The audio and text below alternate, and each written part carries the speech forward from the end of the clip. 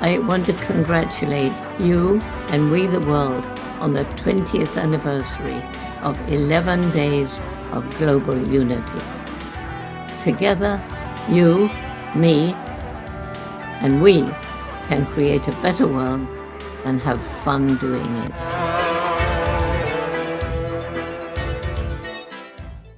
Thank you, Dr. Jane Goodell, for helping We the World and all our partners to celebrate over 20 years of 11 Days of Global Unity. Welcome to the 11 Days of Global Unity Summit.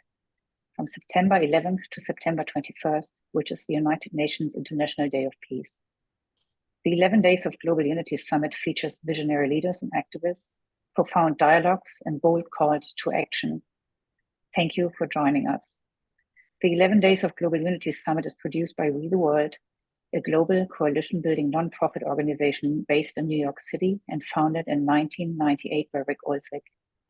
We the World annually connects and promotes thousands of socially conscious organizations and businesses to generate public awareness and action for peace, justice, and sustainability and transformation.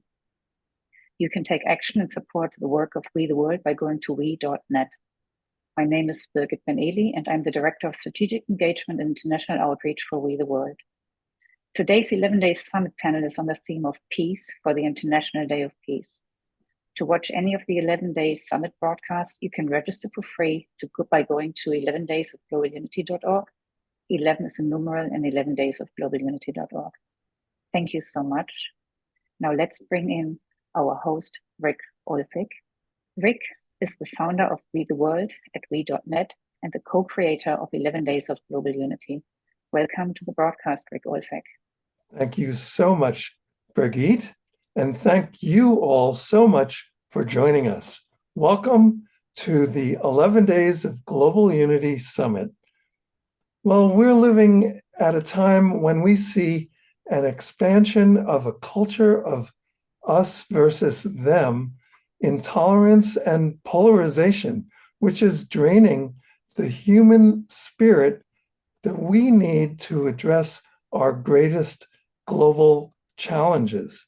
On the other hand, we have literally thousands of organizations and their movements with people who are devoting their lives to the well-being of people and the planet, promoting what we call we consciousness that serves the common good. So let's hear from our guests who represent this shift towards a culture of peace and nonviolence. Today, I'm excited that we will be joined by Quanta Light and Marc Friedland. They are co-founders of the Rotary Club for Inner Peace in Charlotte, North Carolina, and longtime workers for peace and community development. Their special guest speakers include Dr. Ira Helfand, Nobel Peace Prize recipient in 1985 and 2017 for his work on the abolishment of nuclear weapons, and Reinhard von Hennig, Honorary Consul of Germany for North Carolina. Quanta and Marc will present the framework of the program today, the work of creating a culture of peace. Welcome to the broadcast, Quanta Dawn Light. Thank you very much. And as we say Happy Earth Day, so I'm going to say Happy World Peace Day. And my co-host, Marc Friedland, is going to introduce our next speaker, Reinhard von Hennig from Charlotte, North Carolina, also happens to be our Honorary Consul for Germany. Thank you very much, Marc. Thank you very much, Quanta. And I'm here to introduce Reinhard von Hennig. He's lives in Charlotte, North Carolina. Was a charter member, along with myself, of the Charlotte International Rotary Club, and is the founder of Bridge House Law Firm. Has been doing a lot of work in the community over many years, and well known in Charlotte. Reinhard, thank you for being here. Hello, good afternoon, ladies and gentlemen, dear friends.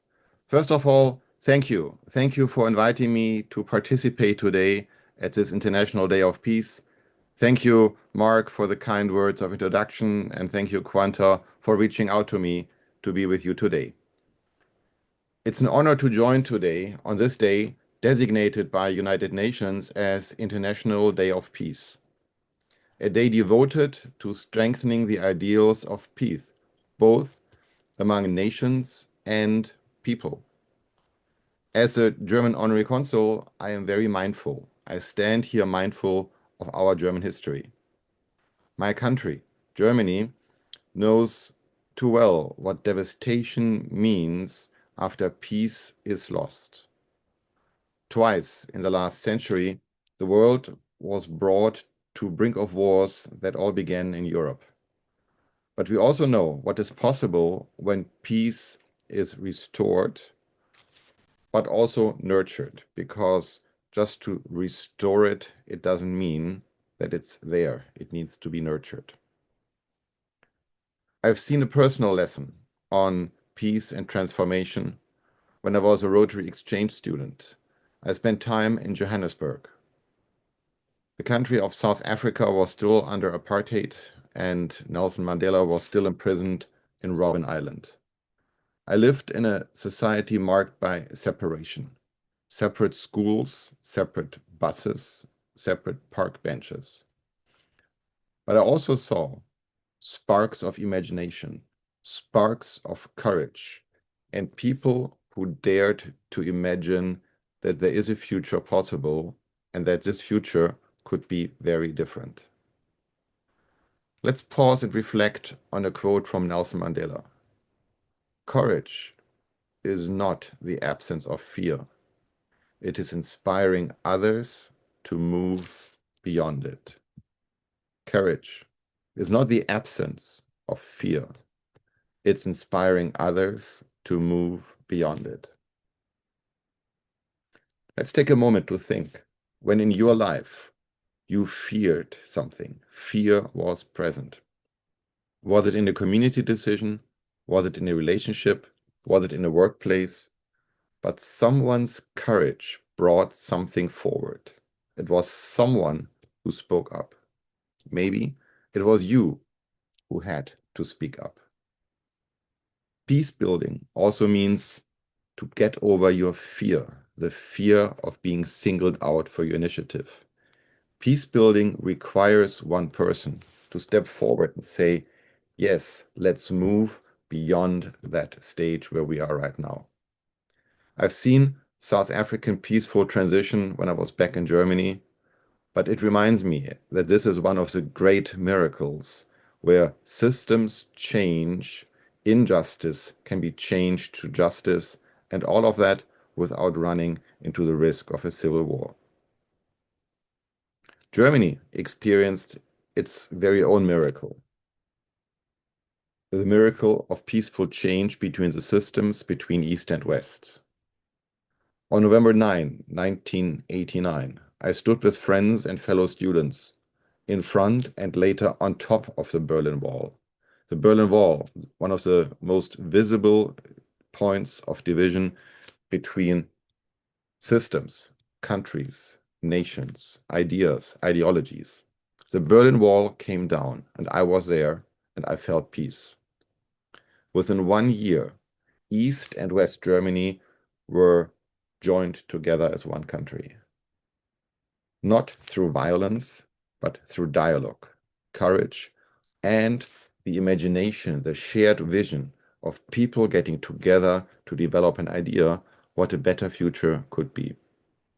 The integration of the two German states was not easy, and today, 35 years later, we still look back and we continue to grow together. We still see that there are divides, but we also see that those divides have been bridged and can be bridged. Peace in Europe did not happen by chance. Let's think about the Marshall Plan. Let's think about how a devastated Europe was supported by the United States. Let's think about how after World War II, European leaders like Robert Schuman, the French foreign minister, recognized that peace would only endure if former enemies become partners.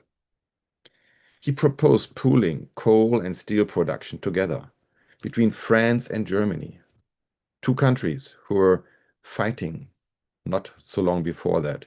But let's create two systems together. Let's create one system together where industries which are so essential and had fueled the war, the coal and the steel production, were now being interchangeable. And therefore, collaboration trumped. In his words, world peace cannot be safeguarded without the making of creative efforts proportionate to the dangers of it threaten it. And this was Schumann's declaration on May 9th, 1950, 5 years after World War II ended. Let's think about how those creative efforts proportionate to dangers, how he called it, might look today. What are creative efforts needed we can all participate? What creative efforts are needed for peace in Ukraine, in the Middle East, in our own cities? Creativity means thinking different, finding a way where partnerships are likely where they were unlikely before, reaching across the aisle, talking to people which you should not talk to, which was historical teaching. But yes, talk to people on the other side of the aisle to build trust where trust was broken. My stories, my experiences from South Africa, from Germany, and from Europe teach us, in my opinion, something profound. Peace is not passive. Peace is not simple the absence of war. Peace is built. Peace is built through dialogue, through nurtured cooperation. Organizations like We the World and gatherings like today are a good example of this principle of dialogue. Albert Schweitzer, a German-born humanitarian and Nobel Prize winner, once said, "The first step in the evolution of ethics is a sense of solidarity with other human beings." Let's pause and think about the United Nations Day of Peace. Peace is not merely the absence of war, it's a creation of an environment where all can flourish. And this is the United Nations message for today. Peace is not merely an absence of war, it's a creation of an environment where all can nourish. So I invite you to close your eyes. Close your eyes and think and wish and imagine an environment where everyone can flourish in our neighborhood, in our cities, in our nations, in our world. What would be different? What would you do different? Who would be included? Who would be excluded today?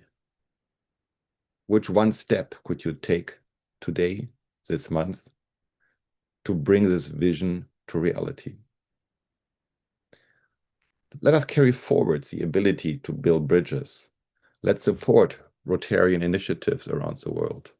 I'm excited to listen later to Dr. Helfand and to be inspired by other leaders. But I'm not here to be inspired. I'm here because from inspiration comes actions. Those actions are needed to build forward a community of peace in our families, in our neighborhoods, in our nation, and the whole shared planets. A German proverb goes, Frieden ist nicht alles, aber ohne Frieden ist alles nichts. Peace is not everything, but without peace, everything is nothing. Let's choose dialogue today. Let's choose compassion over indifference and peace over conflict. Thank you. And with that, I give it back to you, Marc.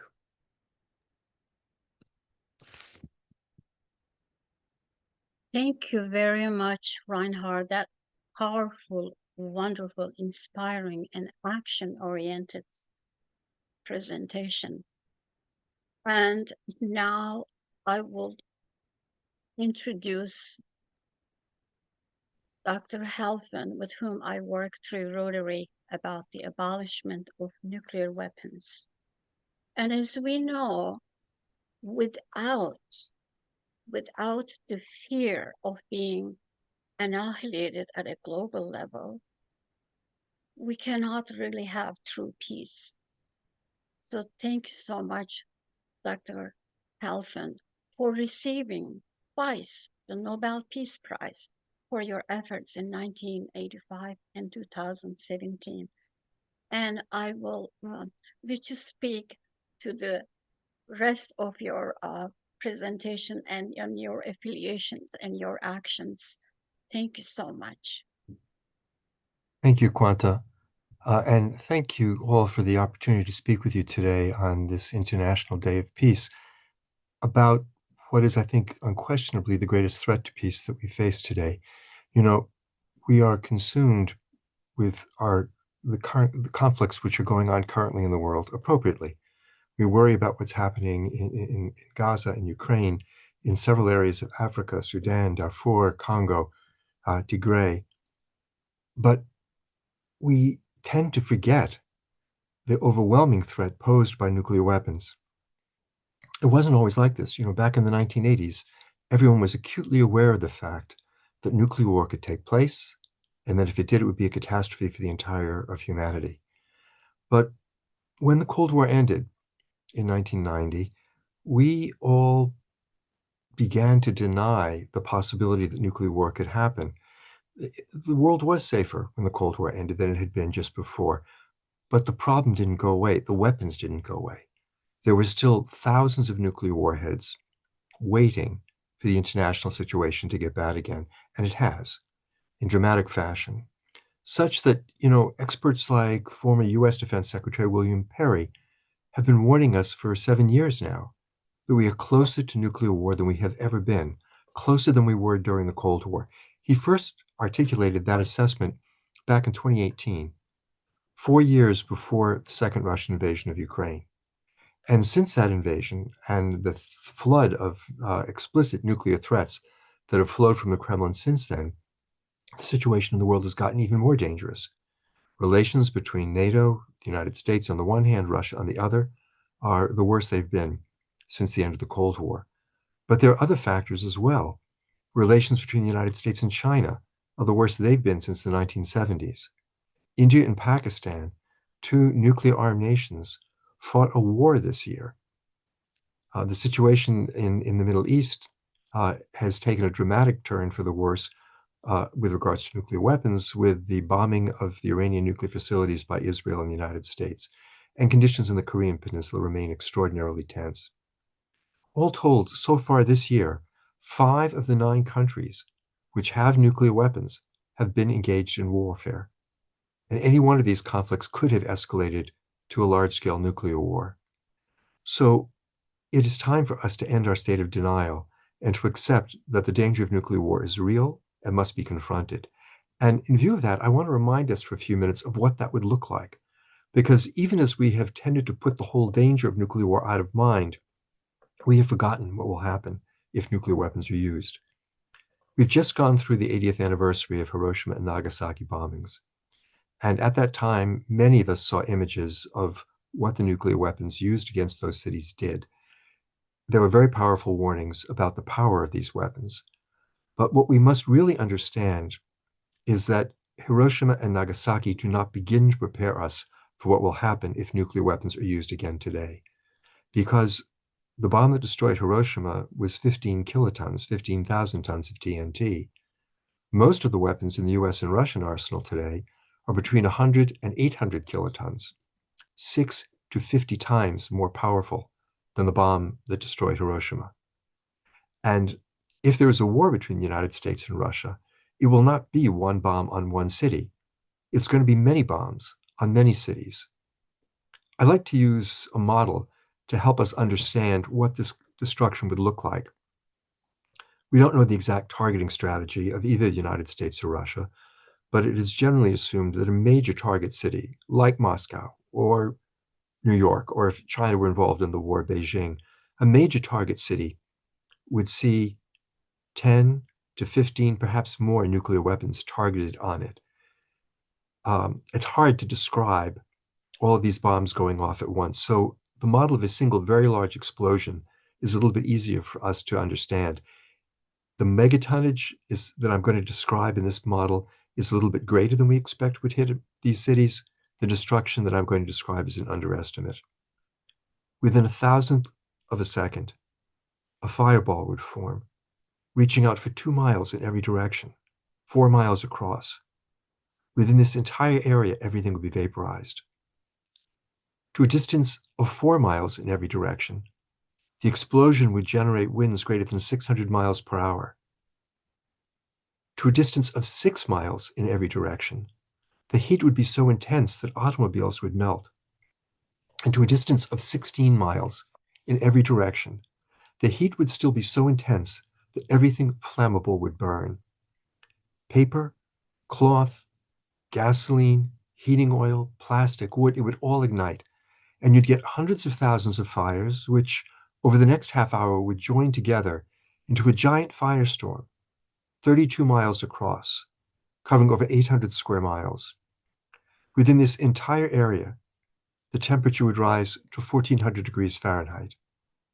All of the oxygen would be consumed, and every living thing would die. In the case of New York, or Moscow, or Beijing, we're talking about 12 to 15 million people dead in a half an hour. And if this were part of a large-scale war involving these countries, this kind of destruction would take place in every major city in all of them. All told, perhaps 200 to 300, maybe even 400 million people dead in an afternoon. And those who survived would find themselves in a wasteland which we cannot imagine. None of the things that we rely on to keep ourselves alive would still be available. There'd be no internet, no cell phones, no electric grid, no public health system, no food distribution system, no system of law and order. And in the months following this initial attack, the vast majority of people in the countries that fought this war would also die. They would die from starvation, from radiation poisoning, from epidemic disease, from exposure to the elements. That's just what happens in the countries that fight the war. But this would be a catastrophe for the entire planet, because all of these fires would put 150 million tons of soot into the upper atmosphere, blocking out the sun and dropping temperatures across the entire planet an average of 18 degrees Fahrenheit. In the interior regions of North America and Eurasia, the temperatures would drop 45 to 50 degrees Fahrenheit. We have not seen conditions on this planet that cold since the last ice age. And under these conditions, all the ecosystems which have evolved since the end of that ice age would collapse, food production would essentially stop, and the vast majority of the human race would starve to death. According to a study that was published in the summer of 2022, in the first 2 years after such a war, 3/4 of humanity, 6 billion people, would die of starvation. That same study also looked at what might happen with a much smaller war that might take place, for example, between India and Pakistan. And it found that while the climate disruption would not be quite as severe, it would be bad enough to trigger a famine. And that famine in the first 2 years would kill 2 billion people, 1/4 of humanity worldwide. The study only went for 2 years. The famine would continue, and we don't know what the ultimate death toll would be. What I have just described is not the plot of a movie. This is the danger that we live with every day that we allow these weapons to continue to exist. And we have to understand that if we do allow these weapons to continue to exist, it is not a question of if, but only a question of when they will be used. We have been extraordinarily lucky throughout the nuclear weapons era. On many occasions, we have come within minutes of nuclear war. We keep dodging bullets, and sooner or later, our luck is going to run out. Now, that's the bad news, and there is plenty of it. But there is important good news as well. Nuclear weapons are not a force of nature over which we have no control. These are little machines that we have built ourselves. Most of them are about the size of the chairs you're all sitting in. We have dismantled more than 50,000 of them. already since the end of the Cold War, and we know how to dismantle the 10,000, 12,000 that remain. All that is lacking is the political will to do that. And that is where we all come in, because we need to create that political will. Internationally, there's the International Campaign to Abolish Nuclear Weapons, which is building support throughout the world for the elimination of these weapons. Here in the United States, where I live, we formed the Back from the Brink campaign, which is building a national movement to convince the United States government to provide leadership to the rest of the world and enter into negotiations with all 9 of the nuclear weapon states to work out the details for an arrangement to eliminate their weapons in a verifiable, enforceable way according to a timetable they agree upon. This is not pie in the sky thinking. This is what needs to happen if we're going to survive. And we all need to do our part. No one of us is going to solve this problem alone, but each one of us has to do that part of the job, which is ours to do. I belong to Rotary. One of the key tenets of Rotary is to put service above self. We all want to do something good with our lives, to make our lives meaningful. Those living today have been given the opportunity to save the world. And there is nothing better than anyone can ever do with his or her life. So let us take up this task. Let us eliminate these weapons, and let us save the world. Thank you. Thank you very much, Dr. Helfand. We really do appreciate your very candid, open, and realistic image of what would happen if indeed we were to use those horrible nuclear weapons. Thank you so much. Thank you, And Quanta. now I would like to introduce our past district governor, Kendrick, to give a message from our district as a Rotary past district governor. Thank you so much, Kevin, and please share with us what you have done in the past and what you are doing now to make our world a better place where we are free of fears and have peace based on without fear. Thank you. Thank you, Quanta, and a special thanks to Dr. Helfand for those incredible remarks. Your information on modeling is both alarming, but also helpful to help us understand the gravity of the presence of these weapons of mass destruction in our midst. So thank you very much. I'm going to spend a few minutes talking about the history of Rotary and its connection to peace. So from the very beginning of the organization in 1905, Rotary has emphasized fellowship and understanding across professions and cultures. This laid the foundation for the peace-building values we have always championed.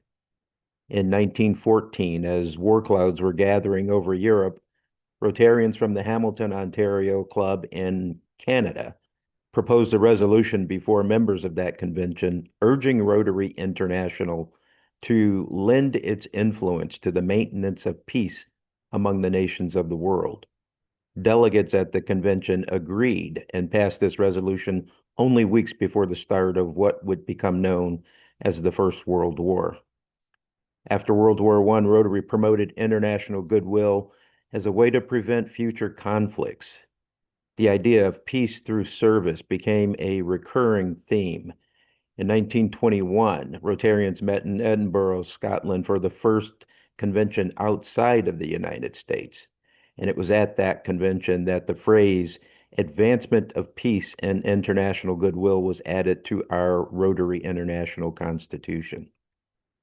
In the 1930s, Rotary saw our founder, Paul Harris, traveling the world engaged in tree planting, which he called friendship trees, and which were intended to help create serenity and peace within the communities in which we reside.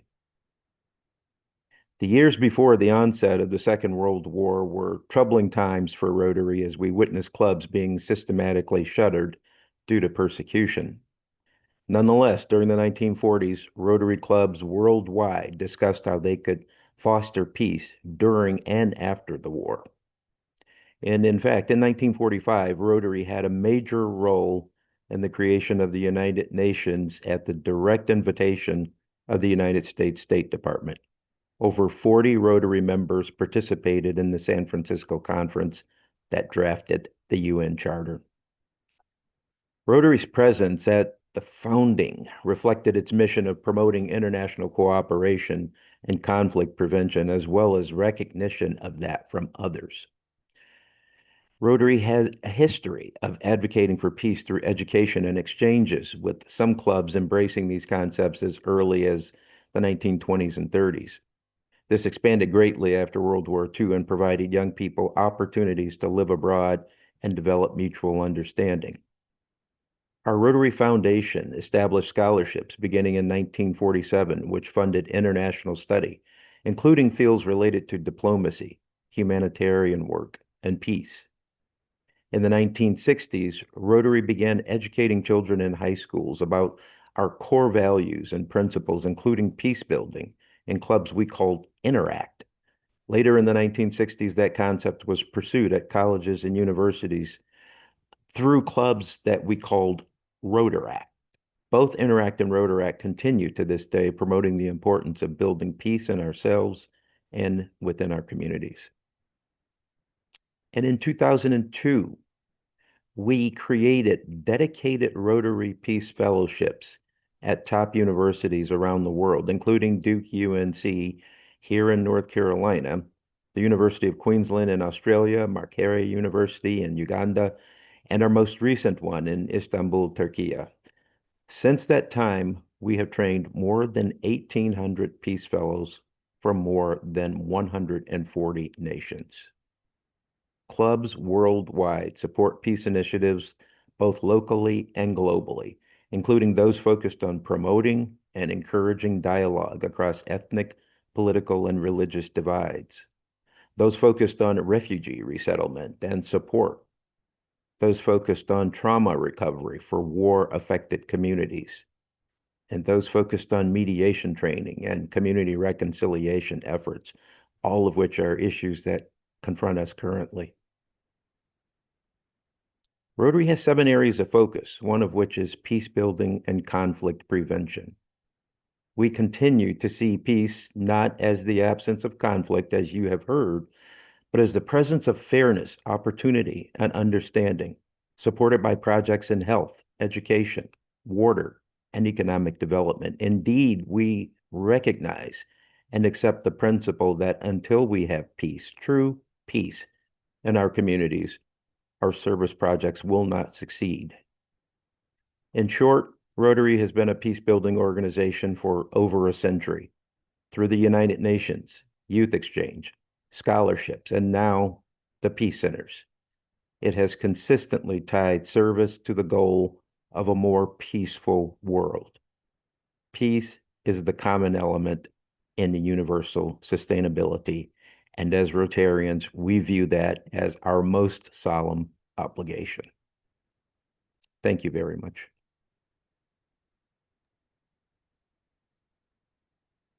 Thank you very much, Governor Kendrick. We really appreciate your kind message.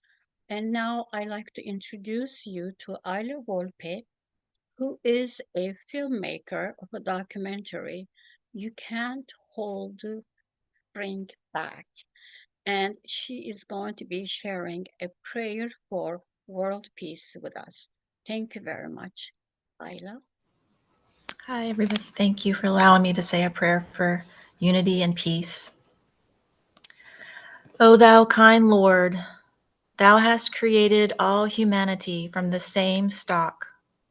Thou hast decreed that all shall belong to the same household. In thy holy presence they are all thy servants, and all mankind are sheltered beneath thy tabernacle. All have gathered together at the table of bounty. All are illumined through the light of thy providence. O God, thou art kind to all. Thou hast provided for all, dost shelter all, conferrest life upon all. Thou hast endowed each and all with talents and faculties, and all are submerged in the ocean of thy mercy. O thou kind Lord, unite all. Let the religions agree and make the nations one, so that they may see each other as one family and the whole earth as one home. May they all live together in perfect harmony. O God, raise aloft the banner of the oneness of mankind. O God, establish the most great peace. Cement thou, O God, the hearts together.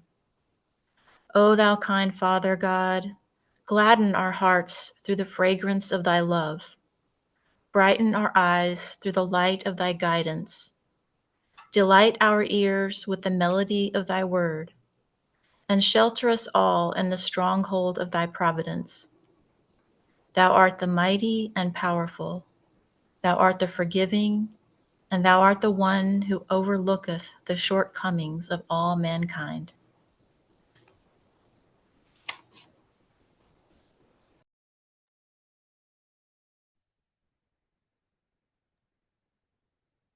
Thank you for that, Tyla. That was beautiful. It's now my pleasure to introduce to you Ann Evans. Ann is a retired family nurse practitioner, educator, and international health consultant. She's active on quite a few boards, including South Sudan Medical Relief, Alaska Health Project, South Sudan, Kagando Clinic Foundation in Tanzania, and the International Rotary Fellowship of Healthcare Professionals.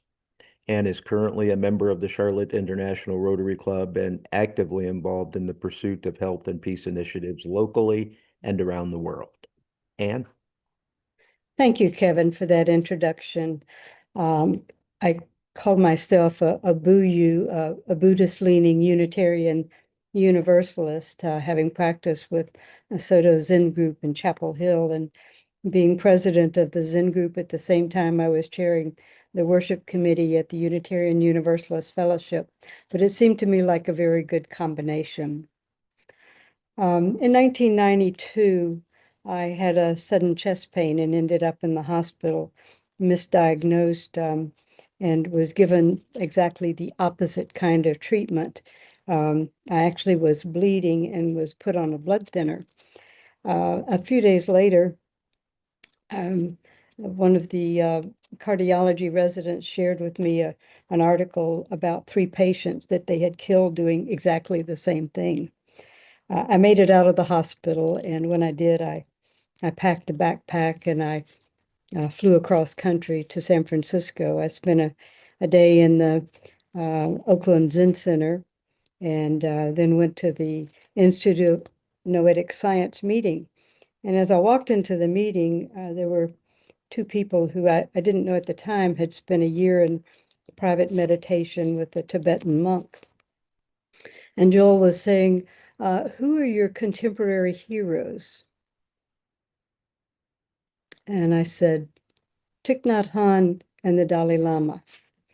And I still believe that these are 2 of our greatest peace people through the years and the heroes of our time.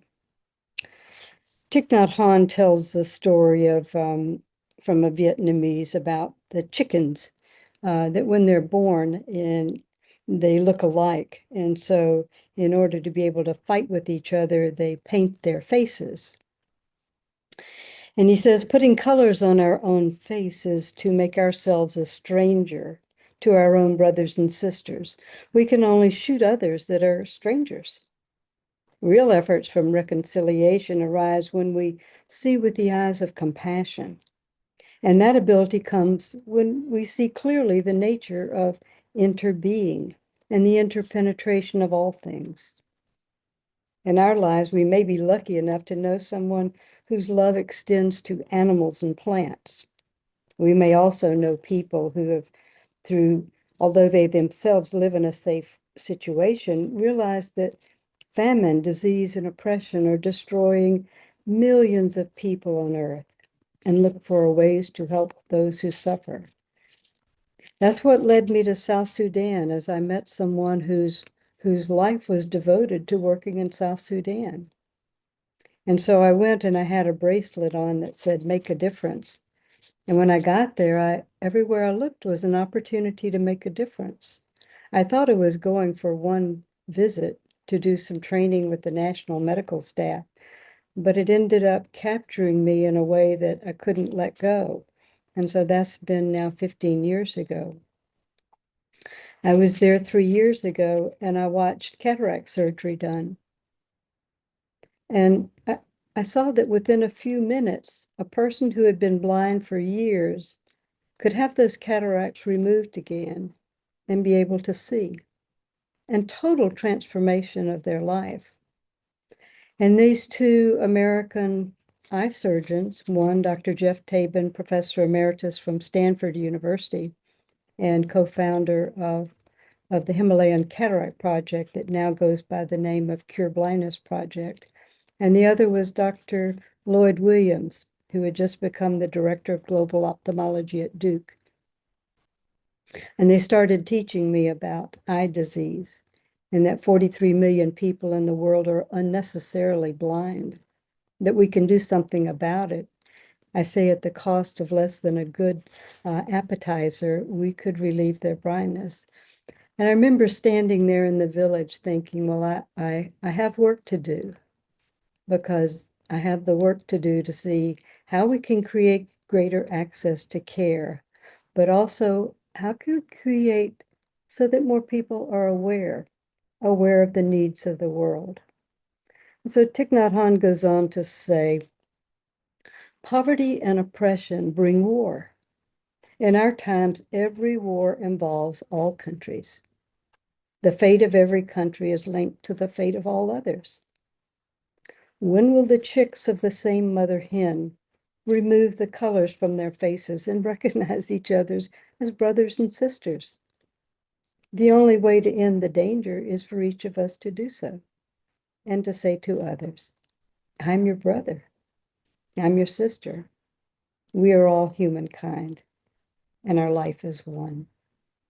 Thank you.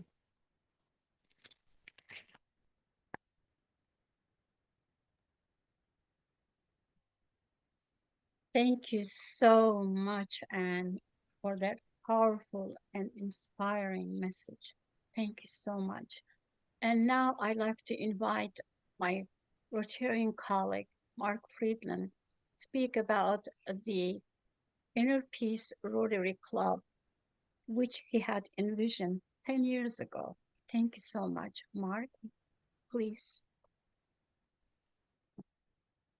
Thank you, Quanta. All these talks are really inspiring and interesting. I want to refer to what Ira Helfand was talking about, because it took me back to my teenage years. I might date myself a little bit here.